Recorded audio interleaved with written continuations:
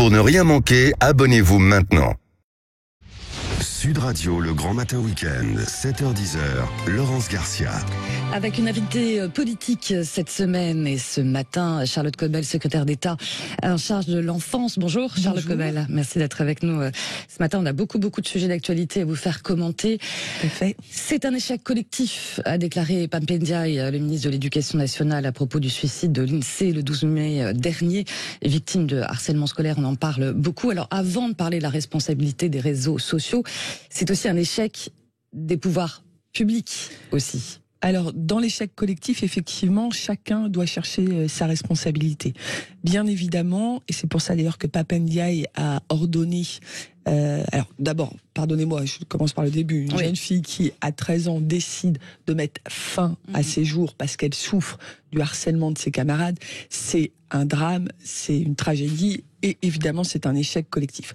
L'État doit réfléchir à ce qui s'est mal passé dans ce dossier qui conduit à ce drame. C'est pour ça que Pam Ndiaye a ordonné une inspection pour voir comment l'école, l'ensemble des acteurs avaient réagi. Oui, parce qu'il faut peut-être rappeler quand même que la famille avait déposé des signalements, porté plainte. D'ailleurs, la famille porte plainte à la fois contre la direction du collège, l'Académie de Lille et les policiers chargés de l'enquête pour non-assistance à personne en péril. La maman de l'INSEE s'est dite lâchée par les autorités. Alors, effectivement, il va falloir voir ce qui s'est passé, tout en disant quand même que la principale instigatrice du harcèlement avait été exclue une première fois en novembre, définitivement en février, donc il y a eu une réaction. Elle a été insuffisante, peut-être, manifestement, puisque on n'est pas arrivé. Alors, comment a-t-elle été insuffisante? Est-ce qu'on a bien pris en compte la douleur de cette jeune fille? Il y a beaucoup de choses qui doivent être mises à plat. C'est l'objet de cette inspection qu'on attendra avec attention. On a aussi une enquête pénale en cours, enquête qui permettra aussi au garde des Sceaux et au ministre de l'Intérieur de vérifier comment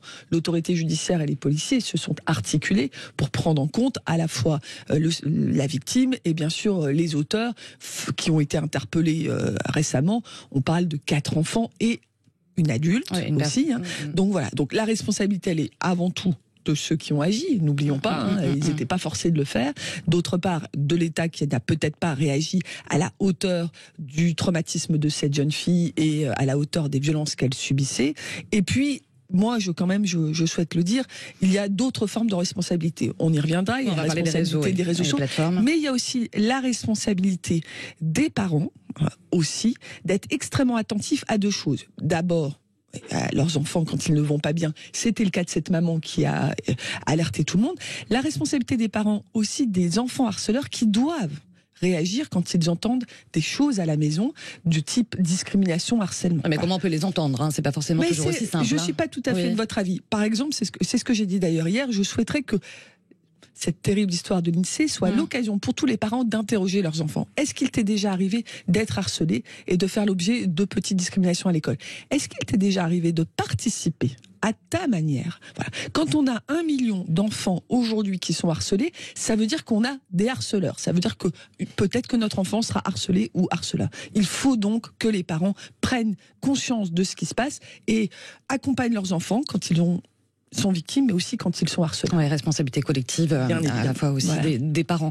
La famille de l'INSEE, notamment la maman, regrette de ne pas avoir quand même reçu un coup de téléphone de Pam Ndiaye en disant voilà, ça fait quand même 3 semaines que notre fille est décédée, il est temps de se réveiller. Oui, c'est de toute évidence, je pense que l'accompagnement des parents dans la douleur de la perte d'un enfant, quelle que soit la cause.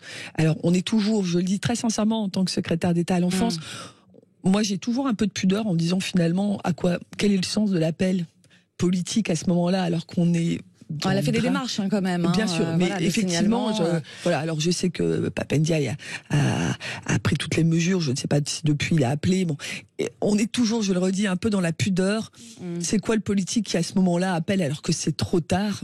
Moi personnellement, en tant que secrétaire d'État à l'enfance, quand il y a un drame d'enfant, je me pose la question de savoir si ils ont envie de mon appel ou s'ils n'ont pas envie de mon appel. Mais évidemment que cette famille doit être accompagnée. Elle l'est de toute façon, puisqu'elle a un statut de victime et que l'autorité judiciaire doit l'accompagner dans ses démarches. Alors, à Charlotte Cobel, on a pas mal de réactions de nos auditeurs au 0826 300 300. Il y a Lionel qui nous appelle de Grasse. Bonjour Lionel. Oui, bonjour à toute l'équipe. Bonjour. Alors vous êtes papa aussi, Papa de 2 filles, ouais. Bon, j'en ai une qui a 20 ans et l'autre 16 ans. Moi, personnellement, j'ai été Ma petite a été plus ou moins harcelée par une de ses camarades. Moi, j'ai envie de dire quand même que ce qui est arrivé à cette petite de 13 ans, c'est absolument catastrophique. Et comme l'a rappelé Madame la secrétaire d'État, Charlotte Cobel, c'est vrai que concrètement, le meilleur rempart, c'est l'équipe pédagogique et les parents. On ne peut pas faire grand-chose parce que les enfants, les ados sont relativement durs entre eux. Les réseaux sociaux ont complètement fait exploser ce phénomène de harcèlement parce que maintenant vous le ramenez chez vous. Bien sûr. Et donc il est H24 en fait dans votre poche, alors que concrètement nous à notre époque, quand on avait un souci, on rentrait chez nous, ça s'arrêtait au moins pour la soirée et jusqu'au lendemain. Ouais. Donc les réseaux sociaux ont un impact majeur, mais maintenant que faire ? Les réseaux sociaux font partie de nos vies au même titre que le reste. Je pense que le programme phare qui a été mis en place est relativement équilibré, mais on n'empêchera pas la méchanceté et le manque d'empathie d'ados qui n'ont aucun recul sur ce qu'ils sont en train de faire, parce que pour eux ça reste un jeu et c'est extrêmement compliqué. Qu'est-ce qu'on fait ? On va pas aller fracasser un gamin de 13 ans parce qu'il a harcelé. Alors pour lui, même le mot harceler, à mon avis, n'a presque aucun sens. Donc, on va faire réagir Lionel. On va faire réagir Lionel. Merci beaucoup, monsieur, pour votre intervention, parce qu'elle dit beaucoup de choses. D'abord, elle dit qu'on parle de harcèlement scolaire, là où on a des véritables violences, donc il y avait des violences physiques dans cette affaire. Donc, attention aux mots. Et on parle de harcèlement /scolaire, alors que ce harcèlement, il dépasse l'école. Il va au-delà de l'école, et vous avez raison, monsieur, de faire la différence avec, je ne connais pas votre âge, en tout cas, je connais le mien. À notre époque, la cruauté dans les écoles, la guerre des boutons, elle a toujours existé. La grande différence, c'est d'une part le fait que ça continue, y compris à la maison, y compris pendant les vacances, le week-end.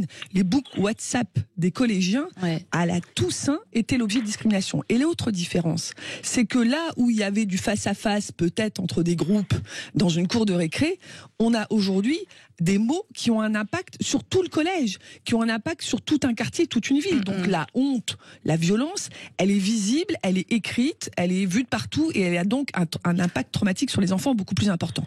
Qu'est-ce qu'on fait ? Vous avez parlé du programme phare. Très important que l'école, que ce soit les équipes pédagogiques, que ce soit les professeurs, que ce soit les élèves eux-mêmes, on désigne des ambassadeurs du harcèlement dans les écoles pour que les élèves eux-mêmes soient les propres vecteurs de cette pacification et du repérage. Voilà. Donc à l'école, un programme phare, on peut toujours aller plus loin. Mais je le redis. Et contre les plateformes, la famille l'INSEE a porté plainte contre Facebook. Ils ont une certaine responsabilité normalement dans leur rôle de modérateur. Alors, on a deux choses sur les plateformes. D'abord, permettez-moi aussi de dire à tout le monde, et je le répète, on a 3 numéros très importants. On en retient un, ça suffit. Le 30-20, qui est un numéro dédié à ce qui se passe à l'école. Le 30-18, très important, qui est le numéro du harcèlement numérique. Sachez que pour les ados, je le dis, c'est un numéro confidentiel. On n'est pas obligé, on n'appelle pas les parents derrière. Le 30-18 peut obtenir en 1 heure du retrait de contenu. Donc imaginons une jeune fille qui se met en photo sur un compte, qui fait l'objet de harcèlement. Parce que c'est ça aussi. On m'a dit que cette petite l'INSEE avait mis des photos d'elle-même et c'est ça qui avait provoqué un certain nombre de réactions. Elle a la possibilité d'obtenir en 1 heure le retrait du harcèlement numérique grâce au 30-18. Et puis on a le 119, Enfance en danger, qui permet de coordonner l'ensemble des acteurs en matière de protection. Donc on a un numéro et on les soutient. Et les plateformes ? Les plateformes elles-mêmes, grâce à la dynamique de notre pays, on a maintenant une réglementation européenne qui va entrer en vigueur, qui est déjà en vigueur en partie et qui entrera définitivement en vigueur avec la loi que porte Jean-Noël Barrot et qui viendra au Parlement en juillet. Cette loi, elle impose des règles effectivement aux plateformes, notamment des règles de régulation. Elles ont l'obligation de regarder ce qui se passe et elles-mêmes de signaler et de faire des retraits.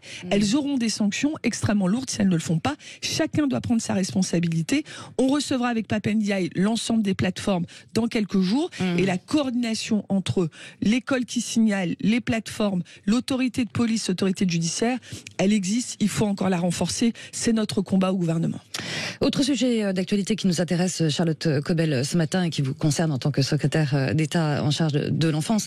Elisabeth Borne a donc dévoilé jeudi le futur service public de la petite enfance. l'enfance. 5,5 milliards d'euros d'investissement pour créer 200 000 places supplémentaires pour la garde d'enfants. Ça, c'est d'ici 2030. Il faut rappeler que ce service public de la petite enfance, c'était déjà une promesse de la campagne d'Emmanuel Macron. Alors, comment on crée 200 000 places supplémentaires, sachant qu'il y a une grosse pénurie de personnel? En tout cas, c'est la grosse inquiétude des collectifs, des personnels et des parents. On sait qu'il y a 10 000 professionnels qui manquent déjà dans les crèches. Comment on fait pour attirer, pour valoriser ce métier-là qui n'attire plus, quoi? Alors, comme tous les métiers de l'enfance, un métier de la protection de l'enfance, du handicap, de la petite enfance, on a évidemment un grand enjeu autour de ces métiers de l'accompagnement, y compris pour nos personnes âgées. C'est féminin, d'ailleurs. Il y a tout très féminin, souvent segmenté. On a toute une politique qui est portée par le ministère du Travail, par le ministère des Solidarités, pour rendre plus attractif. Il y a des conventions qui sont en cours, il y a des enjeux de rémunération, mais aussi... Enfin, ça c'est important, parce que les salaires, c'est une des revendications. Évidemment, et quand évidemment, donc là il y a déjà eu effectivement un certain nombre de choses au moment du Ségur. Il faut évidemment continuer dans ce sens-là. Il y a des discussions qui sont en cours avec les employeurs et les représentants des professions. Et il y a eu une campagne et il y a effectivement une volonté aussi de valoriser ces métiers. Moi, je suis toujours étonnée que les parents eux-mêmes ne valorisent pas ces métiers, tant on en a besoin quand même. Voilà. Donc il faut que tout le monde parle de ces métiers. On travaille aussi avec Pap Ndiaye et Sylvie Retailleau pour des véritables filières sur l'enfance qui n'existent plus, à travers la réforme du lycée professionnel, à travers la connaissance des métiers dans les stages, etc., pour que les enfants aient envie un jour de s'occuper des enfants. C'est un combat, c'est un sujet, on le porte à plusieurs et évidemment c'est un préalable. Une fois qu'on a dit ça, la question de l'organisation du service, c'est aussi quelque chose d'attractif. Il nous fallait dire à l'ensemble de ces professionnels, vous êtes essentiels, il manque des places, il faut aujourd'hui mettre les moyens. La Première ministre a mis sur la table quand même presque 5 milliards d'euros en 3 ans pour pouvoir augmenter le nombre de places. Ça passe par de l'investissement pour créer les lieux, mais ça passe aussi par de l'investissement pour recruter les équipes et pour améliorer le fonctionnement de ces équipes. Et améliorer les conditions de travail. Exactement. Et on sait que l'Inspection générale des affaires sociales a pointé récemment la taille des groupes d'enfants gardés dans les crèches, qui pouvaient aller jusqu'à 25, voire 30 enfants. Il y a le collectif Pas de bébé, la consigne, qui demande un ratio d'encadrement de 5 enfants par adulte. Ça aussi, c'est une vraie question. C'est une vraie question et ça joue sur l'attractivité des métiers. Bien sûr. Quand vous levez le matin pour aller garder 15 enfants alors que vous pensez que vous devez en garder 5, c'est évidemment, vous vous dites un matin, moi je me lève pas. C'est très important de contribuer à la qualité qui est un facteur d'attractivité des métiers. On sait que pour différentes raisons, le calcul du coût, je vais pas rentrer, c'est un peu technique, on a dégradé l'argent qu'on mettait dans le dispositif. La Première ministre a dit stop au low cost, j'emploie un mot volontairement, mais tout le monde le comprendra, au low cost des crèches, il faut mettre plus de moyens. Elle met sur la table quand même 1,5 milliard par an pendant les 3 prochaines années pour pouvoir, voilà. Et puis elle demande aussi au niveau territorial de s'engager avec l'État parce que une des les communes seront pilotes, voilà, c'est ça ? Exactement. Ouais. Une des richesses, mais aussi une des difficultés, c'est que chaque parent aujourd'hui veut son mode de crèche en fonction de ce qu'il attend pour son enfant, mais aussi en fonction de son travail.